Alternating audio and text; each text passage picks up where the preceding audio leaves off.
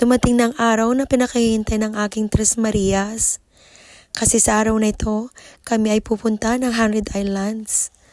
Maaga nga kami nagising para mapuntahan namin ang lahat ng isla. Nasa kabilang probinsya nga lang ito, pero hindi man lang ako nakapunta noon.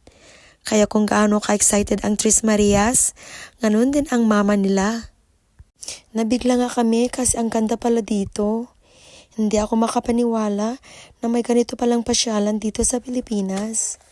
Kaya kung naghahanap kayo ng mapuntahan sa Region 1, isalinan nyo sa bucket list ninyo ang 100 Islands. Ang linaw ng tubig, mag-enjoy kayo na mag-swimming, at higit sa lahat, makakaapak kayo ng white sand.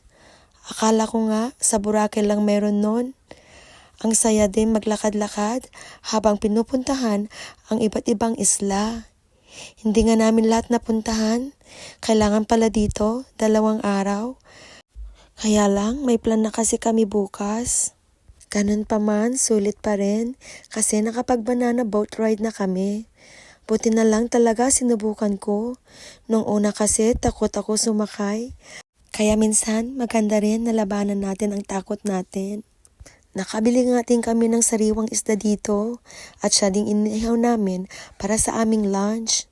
Sariwa na at malalaki pa, kaya naman nag-enjoy sa paghihihaw ang aking Tres Marias. Sobrang nag-enjoy talaga ang aking Tres Marias, kaya sulit na sulit ang aming araw dito. Kaya naman kita-kits tayo ulit sa susunod naming kwento.